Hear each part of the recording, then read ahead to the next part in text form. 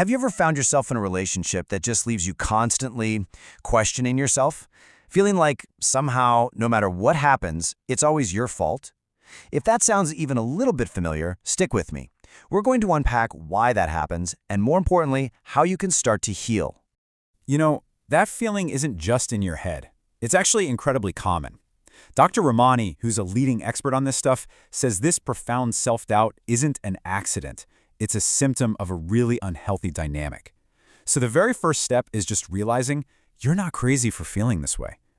So let's get clear on what we're actually talking about when we use the word narcissism. This is so important. We are not talking about someone just having a bad day or one selfish moment. We all have those. We're talking about a consistent, predictable pattern of behavior that shows up over and over and over again. Okay, so here's the more technical definition. It's a personality style. Think of it like a blueprint for how someone operates in the world. The key ingredients? Low empathy, a real sense of entitlement, like the rules don't apply to them, and this kind of grandiosity or arrogance. But underneath all of that, and this is the key, is a deeply fragile, insecure ego. That arrogance is just a suit of armor protecting something very, very fragile. And this right here is such a critical distinction. We all mess up. A healthy person, though, when they have a bad day, they take responsibility. They apologize. They try to make it right. A narcissistic pattern is defined by the complete unwillingness to do that. Instead, it's a constant cycle of blaming others, and it just never, ever changes. It's relentlessly consistent. So how does this pattern actually play out in a relationship? Well, it tends to follow a really predictable, manipulative cycle.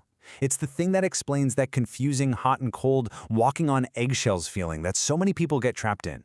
Once you see this cycle, you really can't unsee it. It starts with this incredible high. Then it moves into a really confusing and cruel phase, which is often followed by them leaving or discarding you. And then, just when you think you're out, there's often an attempt to suck you right back in. Let's break down a couple of the most important parts. The beginning, love bombing. This is that too good to be true phase. It's the constant texts, the amazing dates, that feeling of being seen and understood like never before. It feels like a fairy tale, but it's a sprint, not a marathon. It's designed to get you deeply hooked really fast before that mask starts to slip. And then comes the gaslighting. This is the main weapon they use to maintain control. It isn't just a simple disagreement. It's when someone systematically makes you question what you know you saw, what you know they said, basically your own sanity. Hearing things like, "I never said that," or "you're just being too sensitive," over and over again, that's gaslighting. It's designed to dismantle your reality. So why?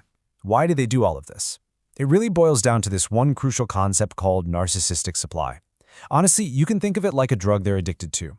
They need a constant one-way stream of admiration, attention, and control to prop up that fragile ego we talked about.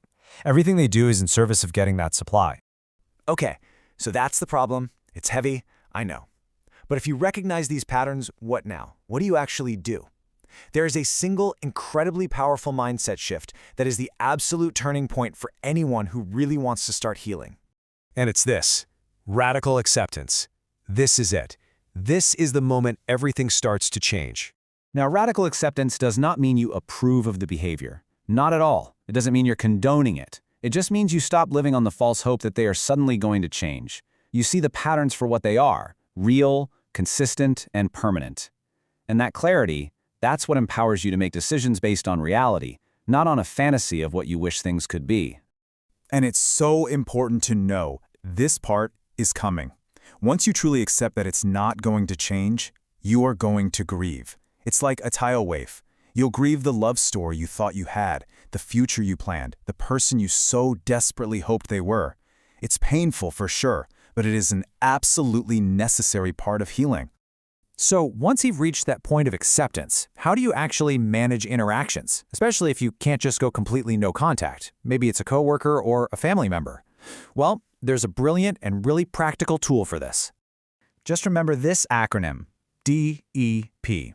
Don't defend yourself. They'll just twist your words and gaslight you anyway. Don't engage in their circular, go-nowhere arguments.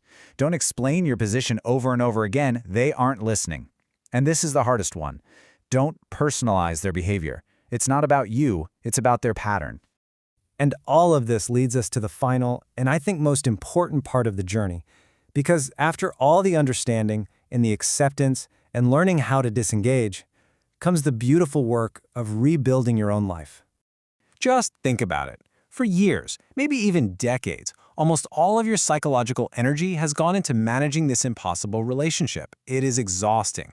Healing is the process of reversing that flow. It's about taking all that precious energy you've been pouring into a black hole and finally reinvesting it back into yourself, your hobbies, your friends, and what truly makes you, you. And that leaves us with this final, really powerful question. It's almost like an archaeological dig into yourself. It's about finding all the parts of you that were silenced or put on a shelf to survive.